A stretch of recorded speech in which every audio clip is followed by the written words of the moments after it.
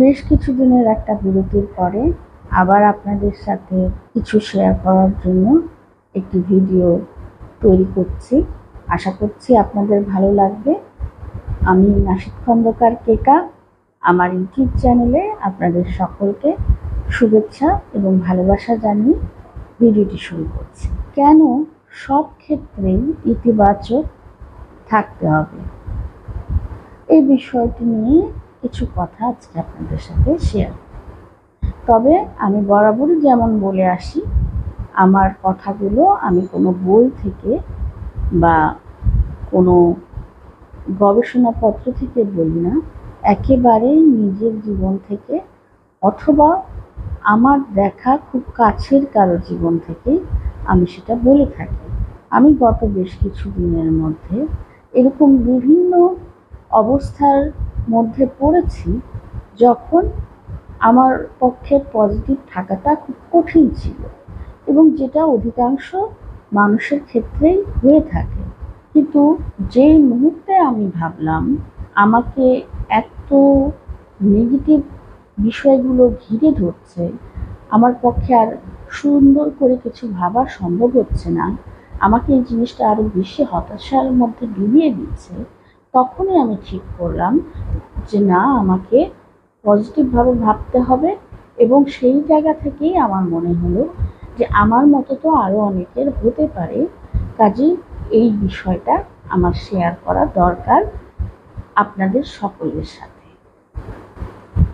আমরা যখন কোনো সমস্যায়, দুর্ঘটনায় বা কোনো জটিলতায় পড়ি, তখন খুব স্বাভাবিকভাবেই আমরা বিচলিত হয়ে পড়ি বা কষ্ট পাই, হতাশাগ্রস্ত হয়ে যাই। এইসব ক্ষেত্রে কিছুটা তারতম্য কিন্তু মানুষ ভেদে হয়েই থাকে। এর কারণ অনেক ক্ষেত্রেই আপনার অভিজ্ঞতা, আপনার সহ্য ক্ষমতা, আপনি কতটুকু নিতে পারছেন সেইটার সীমা, এসব কিছুর উপর নির্ভর করে। এবং সেই সব কিছু মিলিয়েই আপনি যদি একটি ইতিবাচক বা পজিটিভ ভঙ্গিতে বা ধরনে আপনি সমস্যাগুলো বা অবস্থাটাকে ফেস করতে চান অথবা খারাপ সময়টাকে পার করতে চান, তাহলে আমি বলছি আমাদেরকে সর্বক্ষেত্রেই পজিটিভ থাকতে হবে।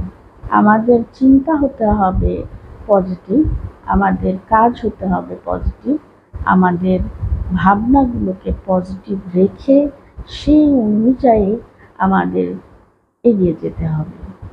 একই ঘটনা হয়তো আমার সাথে, আপনার সাথে, আরও একজনের সাথে ঘটছে, আপনি সেটাকে অনেক পজিটিভভাবে নিতে পারছেন, অথবা আপনি সেটাকে অতটাও পজিটিভভাবে নিতে পারছেন না যেটা আরেকজন পাচ্ছে, অথবা বিষয়টাকে আমি খুব নেগেটিভভাবে নিচ্ছি।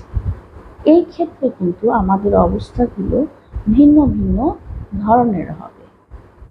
সবগুলো ঘটনা তো বলা যাবে না, ভিডিওর দৈর্ঘ্য অনেক বেশি হয়ে যাবে, কিন্তু আমি একটি দুটি ঘটনার কথা বলে আপনাদেরকে শুধুমাত্র আজকের বিষয়টি বোঝানোর চেষ্টা করব। গত 2 মাসে আমার প্রায় 2টো সার্জারি হয়েছে, যার কারণে আমাকে নিয়মিত বগুড়া থেকে বাইরে আসতে হয়েছে। আমার শারীরিক সমস্যা যেমন ছিল, একই সাথে আমার অর্থনীতি, ব্যক্তিগত এবং অনেক রকম সমস্যা এর সাথে জড়িয়ে ছিল। সেই জায়গায় হয়তো আমি মনে করেছিলাম এই ক্ষেত্রটায় আমি এভাবে ম্যানেজ করব, ওই ক্ষেত্রটা এরকম হবে।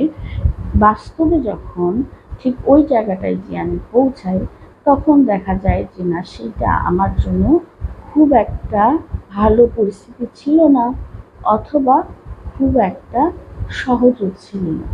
কিন্তু সেই জায়গাটায় যদি আমি একেবারেই নেগেটিভ সাইডে চলে যেতাম বা আমার চিন্তা ভাবনাকে আমি সেই দিকে নিয়ে যেতাম, তাহলে কিন্তু আবার আজকে এসে আপনাদের কাছে এই বিষয়টা শেয়ার করতে পারতাম না।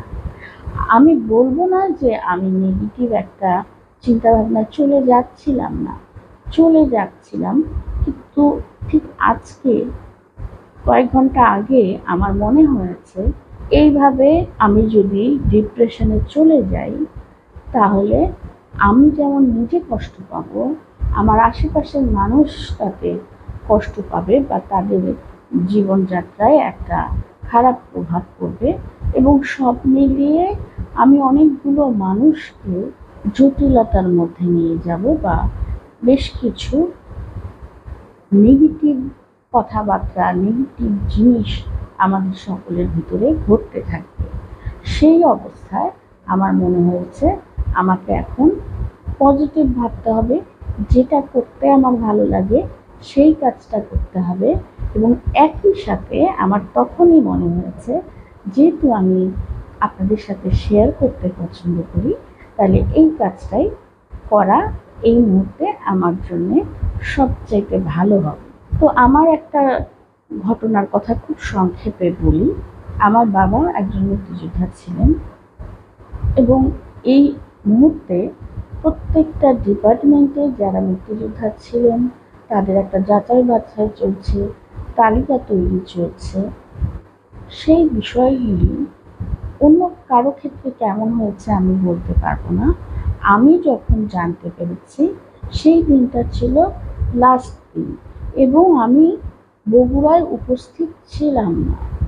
সেই ক্ষেত্রে যেহেতু আমি একা থাকি এবং কাগজপত্রগুলো আমার বাসায় আছে, তালা দেয়া আছে, এখানে তো অন্য কেউ যেতে পারবে না, চাবিটা আমার কাছে। এমন কোনো ঘটনা ঘটতে পারে না বা এমন কোনো ধরনের নিয়ম নীতি থাকতে পারে না একটা কিছু যাচাই বাছাই করার ক্ষেত্রে ঠিক লাস্ট দিনে যাকে আপনি যাচাই বাছাই করবেন তাকে আপনি বিষয়টি জানাবেন বা নোটিশ করবেন। এটা কোনোভাবেই একটা বৈধ বা নিয়ম মেনে প্রক্রিয়া হতে পারে না। কিন্তু আমি লাস্ট দিন জেনেছি। আমার বাবার সেই ভাতাভোগী যেহেতু আমি, কাজেই আমার ক্ষেত্রে কিন্তু ওই জিনিসটা খুব বেশি প্রভাব ফেলে। এই অবস্থাতে আমি যখন ঢাকা থেকে জানলাম যেভাবে, সেই প্রক্রিয়াটাও খুবই জটিল, বিরক্তিকর ছিল। যেমন প্রথমে বলা হলো একটা কাগজ দিতে, আমার হোয়াটসঅ্যাপে সেইটার কপি ছিল, আমি দিলাম। তারপরে বলা হলো একটা ফর্ম পূরণ করতে হবে। আমি যখন বললাম একেবারেই আমার আজকে যাওয়া সম্ভব না, অন্তত কালকে সকাল পর্যন্ত আমাকে সময় দিন, তখন তারা জানালো যে না, সেটা দেওয়া সম্ভব নয়, একজনকে আপনি পাঠান, যে এসে ফর্মটা পূরণ করে দিয়ে যাবে। যখন অনেক খুঁজে পেতে আমি একজনকে পাঠালাম, তখন বলা হলো যে এর সাথে আরও এই কাগজপত্র লাগবে। যা হোক, বহু কষ্টে অফিস আওয়ারের মধ্যে সেগুলো যখন একত্রিত করা হলো, তখন বলা হলো আমার বাবার সম্পর্কে যে ওনার এনআইডি কার্ড, ওনার বিভিন্ন সার্টিফিকেট এবং তার সাথে উনি কোন সেক্টরে কোন কমান্ডারের অধীনে যুদ্ধ করেছেন। এখন যে ডিপার্টমেন্ট থেকে তথ্যগুলো চাওয়া হচ্ছে সেই ডিপার্টমেন্টের তৈরি করা গেজেটের কপি কিন্তু আমি তাদেরকে দিয়েছি। আর আমার বাবা যখন মারা যান তার বয়স ছিল 93 বছর, 93 ইয়ার্স। সেই অবস্থায় তাহলে তার জন্ম, তার এসএসসি সার্টিফিকেট, এগুলো সম্পর্কে আমার তথ্য রাখা খুব সহজ নয়।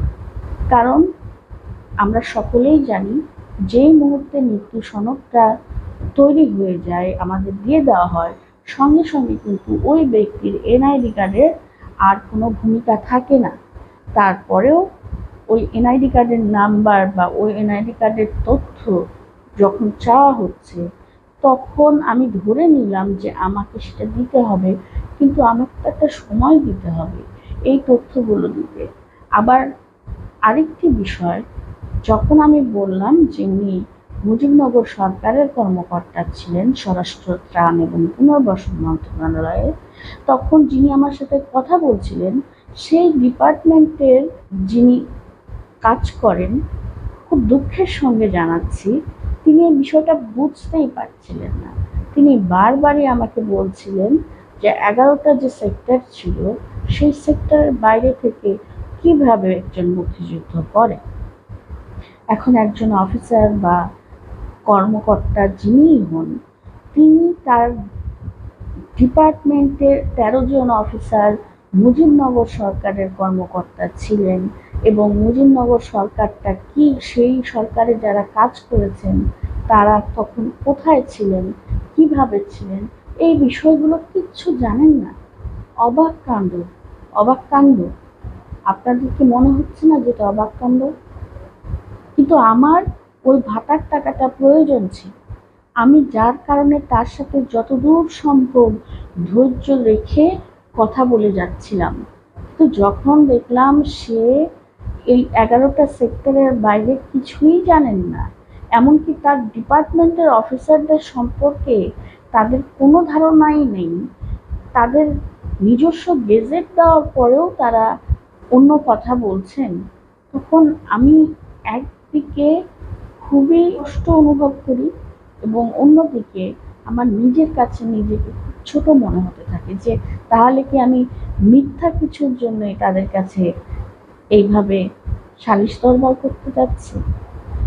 শেষ পর্যন্ত আমি তাকে বললাম যে যেটা যেটা আমার কাছে আছে সেটা আমি পাঠানোর চেষ্টা করেছি, ফর্মটা পূরণ করে দেয়া হয়েছে।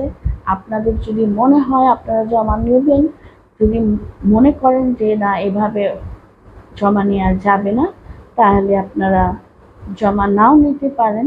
সেক্ষেত্রে ভাতাটা যদি না পাওয়া যায় আমার জীবনটা অনেকটাই কষ্টের হবে, কিন্তু আমার তো কিছু করার নাই। এবং সেই একই দিনে আমার আমার প্রতিবন্ধী হিসাবে যে ভাতা পাওয়ার জন্য লাইভ ভেরিফিকেশন ছিল, সেইটার জন্যেও আমার ভাইকে সমাজসেবা অফিসে গিয়ে আমাকে ভিডিও কলে দেখিয়ে তারপর সেই ভেরিফিকেশনটা করা হচ্ছিল। সেই একই দিনে আমার এক জায়গায় যাওয়ার কথা ছিল, যেটা আমার জীবনে অনেক গুরুত্বপূর্ণ আমি মনে করেছিলাম, এবং আমি মনে করেছিলাম সেখানে যেরকম পরিবেশ পরিস্থিতি থাকবে তাতে আমি গুছিয়ে খুব সুন্দর করে অনেক কথা বলতে পারব। কিন্তু দেখা গেল এই সব কিছু মিলিয়ে ওই দিনটা আমার এত বীভৎস গেল যে আমার কোনো কাজই ভালোভাবে হলো না, এবং তারপরের কয়েকটা দিন আমি প্রচণ্ড ডিপ্রেস হয়ে থাকলাম। এবং এটাও দেখলাম যখন আমি সেটা কারোর সাথে শেয়ার করতে যাচ্ছি আমার পরিবারের, তারাও আমাকে বুঝছে না। তারা মনে করছে আমি জেনে শুনে সেখানে যে আবার সেই কথা কেন বলছি, কারণ আমি এটা বাইরে বলছি না, প্রেসের কাছে বলছি না, আপনাদের কাছে বলছি না, আমার ভাই বোনদের বলছি। আমার কোনো জায়গায় জেনে শুনে যাওয়ার পরেও খারাপ লেগেছে, এইটা আমার বাবা মা থাকলে আজকে আমি তাদের বলতে পারতাম এবং আমার মনে হয় তারা বুঝতে পারতেন। এখন যারা বোঝেনি, আমি এতক্ষণ পর্যন্ত তাদের জন্য কষ্ট পাচ্ছিলাম। তারপরে এক সময় আমার মনে হলো আমি সব জায়গাতেই আমার শতভাগ চেষ্টাটা দিয়েছি, আমার যতটুকু বোঝানোর ক্ষমতা ছিল বোঝাতে চেষ্টা করেছি, তারপরে যদি না হয় এইটা আমার লাভ, এবং এটা আপনাকে মানতেই হবে। আমার রিজিকে যদি ওই ভাতাটাগুলি পাওয়ার থাকে তাহলে আমি পাবো, না থাকে তো আমি পাবো না। এই জায়গায় যদি এখন আমি কেঁদে কেটে মরেও যাই তাহলেও কোনো লাভ নাই। এই জায়গায় যদি শুয়ে শুয়ে না খেয়ে থেকে আমি শুকিয়ে অসুস্থ হয়ে যাই, কোনো লাভ নাই। আমার এই ঘটনাটা দিয়ে যে জিনিসটা আপনাদের বোঝানোর চেষ্টা করছি, পরিস্থিতি, পরিবেশ, সমস্ত নিয়ম কানুন সব কিছু আমাদের নিয়ন্ত্রণে যেমন থাকে না, আমাদের পছন্দ অনুযায়ীও হয় না। কিন্তু যখনই আপনি এসব কিছুতে মাত্রাতিরিক্ত রিয়্যাক্ট করবেন, যখনই আপনি একবার হতাশাকে আপনার জীবনে প্রশ্রয় দেবেন, নেগেটিভিটিটাকে প্রশ্রয় দেবেন, তখন কিন্তু আর আপনার ফিরে আসার সম্ভাবনা খুব কম।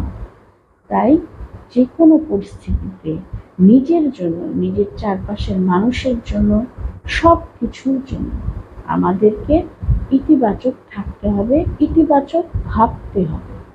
ইতিবাচক ভাবনার পরে যদি আমাদের জীবনে এমন কিছু ঘটে যেটা আমাদের জন্য কষ্টকর, যন্ত্রণাদায়ক, নেগেটিভ, তাহলে আমরা এটুকু অন্তত নিজেকে বোঝাতে পারবো, আমি তো চেষ্টা করেছিলাম। আর আমি যদি হতাশায় ডুবে যাই, তাহলে যত সময় যাবে ততই আমার মনে হতে থাকবে আমার আর কিছু করার ছিল না। আমাদের সৃষ্টিকর্তাও বলেছেন যে যে চেষ্টা করে তাকে তিনি সাহায্য করেন। আমি যে আজকে এখন পর্যন্ত বেঁচে আছি, দেখতে পাচ্ছি, আপনাদের সাথে কথা শেয়ার করতে পারছি, এটা তিনি না চাইলে হতো না। কারণ আমাকে যারা চিনে, আমার প্রতিদিনের চলাফেরা যারা দেখে, তারা জানে কতটা স্ট্রাগল আমাকে করতে হয়। আবার কেউ কেউ বলে যে না, আমার তেমন কিছুই করতে হয়নি, আমার চাইতে অনেক বেশি স্ট্রাগল অনেকেই করে, তারা অনেক বেশি উপর লেভেলে উঠে যায়। সেটাও হতে পারে, এটা তার মতামত। এখন এই জায়গাটাই আপনাদেরকে আমার বলার, মানুষের দৃষ্টিভঙ্গি আপনি পরিবর্তন করতে পারবেন না, তাদেরকে আপনি শুধু আপনার মধ্যে পরিবর্তন এনে সেটা দেখিয়েই প্রভাবিত করতে পারবেন, এবং সেই পরিবর্তনটা হতে হবে ইতিবাচক।